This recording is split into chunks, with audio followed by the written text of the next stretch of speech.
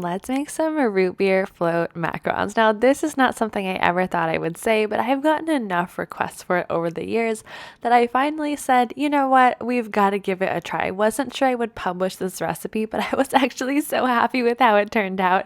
I decided to give it a share anyway. So I am starting off with just a really basic brown shell. I'm using a chocolate brown gel food colorant just into my meringue. This is a French meringue based recipe.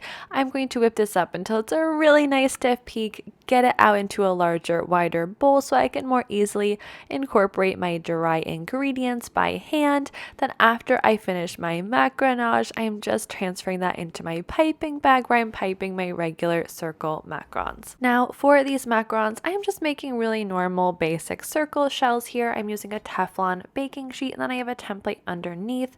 I have this template as a free download on my website, macaronsbymaddiebrame.com, if you are ever in the need for one.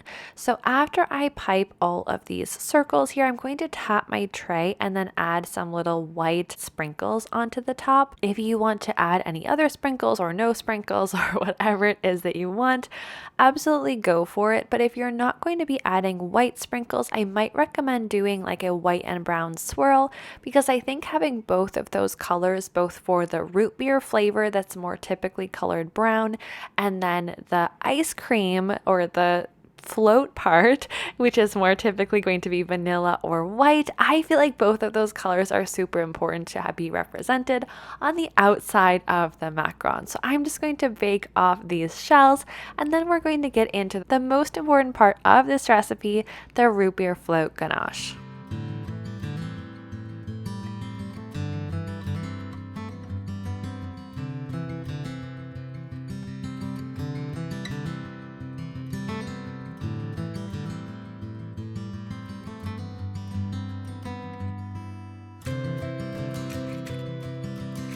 So this root beer float ganache is a pretty basic pastry cream style ganache. The two key elements here is root beer extract, which actually tastes pretty good and exactly like root beer, and malt powder. So I have a little bit of cream I'm mixing with cornstarch. I've got my white chocolate into a small bowl, and then I have the rest of my cream, sugar, malt powder, and both of my extracts going into a small saucepan. Now, personally, I think that the malt powder is super important for this recipe because it gives it this really ice cream forward flavor, whereas if you only have the root beer extract in here, it still is going to provide a sort of root beer float flavor, because obviously the root beer is there, and then we have the white chocolate and all of that cream and a little bit of vanilla, but the malt powder really takes it to the next level. So I really, though it is optional, I do not recommend skipping out on that for the most intense flavor. So I've partially melted my white chocolate just using my microwave, that you can use a double boiler. I've got my saucepan on about a medium low to low heat here. I'm just going to whisk that together. Once the cream becomes a bit warmer, the sugar has dissolved, the malt powder is incorporated. Now I'm going to temper some of that into my cream and cornstarch mixture. Give that a really good mix until the cornstarch is completely incorporated. Then I'm going to transfer everything back into my saucepan. If you've never made a pastry cream style ganache before, we are in the pastry cream stage. We are really just proceeding as if we are making pastry cream and not ganache here. So after this is all back into my saucepan, as with any pastry cream or pastry cream style ganache, the most important thing is to stand here and whisk continuously. If you leave this alone, if you crank up the heat too high, you can cook the bottom part of the cream too quickly. It can start to firm up, especially with that cornstarch in there, and you can end up with something that has a weird texture and is not going to be great for your ganache. Or if you overheat this, if you try to go too quickly, if you crank up the heat, it can also ruin the texture of the ganache later on. So even if it feels a bit time consuming, really just stand here, whisk this, keep your eyes on it, and go on a medium low to low heat. I promise it will thicken up eventually. It's just going to take a few minutes to get there, but don't try to hasten this process along. Once it has thickened, you will know. Right now, as you can see, it just basically looks like I have cream in there, nothing else. Once it is ready, this is going to thicken up. It is going to look like a pastry cream or a custard, that kind of a thickened cream mixture. When I move my whisk through the mixture, you will see tracks left in the cream, and it is okay to also see even the beginning stages of a boil and see some bubbles rising up from the bottom. So make sure you're whisking until you reach that stage. If you stop too soon and this portion, the pastry cream portion, is too loose, it can result in a ganache that is quite loose later on. So while we don't want to overcook this mixture, it's also important that it is thoroughly cooked.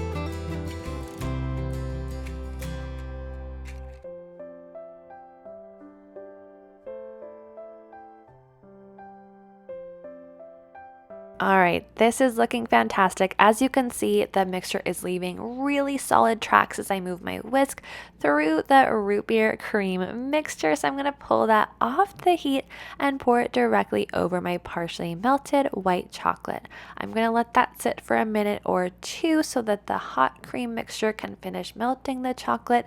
Then I'm going to stir it together with a spoon. At this stage, I really recommend just using a spoon or a spatula. Just make sure that all of the cream and chocolate are thoroughly combined. Then the next key step in this style of recipe is to just let it hang out at room temperature until it cools down to just above room temperature. When we go to add in the butter, it's super important that the ganache is still a bit warm, but we do not want it to be hot. If it is too hot, the butter is going to get melty and weird, and it is going to incorporate in a really strange way and lead to a most likely broken ganache. So after about 20 minutes, the ganache should have cooled down enough, but that will depend on the temperature of your kitchen and all these other factors as always, so keep an eye on it. After the ganache has had a chance to cool, get in there this time with your immersion blender. This is super important to use an immersion blender at this stage for the best texture results, and emulsify in the butter, room temperature, unsalted of course, one piece at a time until it is all completely incorporated. Now around this stage as well, make sure you are taste testing. Always be taste testing your recipes.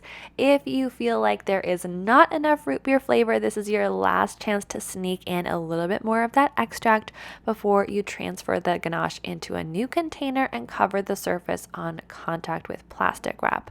I really like to use a small sheet pan like this 1/8 sheet pan here because that really nice thin layer of ganache will allow the ganache to cool really quickly.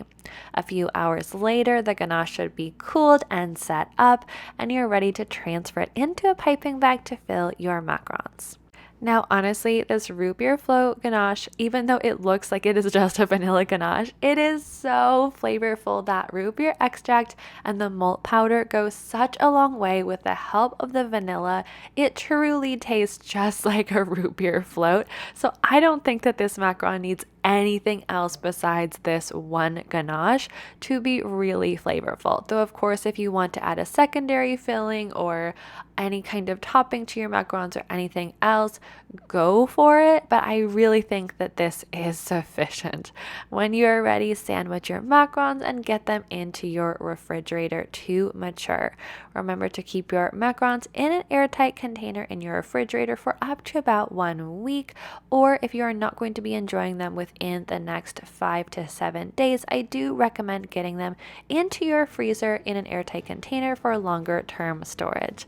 Now, I know that this root beer float inspired macaron is not going to be everybody's cup of tea, but I think those who really love it for summer are really going to enjoy this recipe. If you give it a try, make sure to tag me on Instagram at Maddie Brame so I can check out your end results as well. I look forward to seeing you in the next tutorial. Until then, I hope you have a wonderful rest of your day. Bye!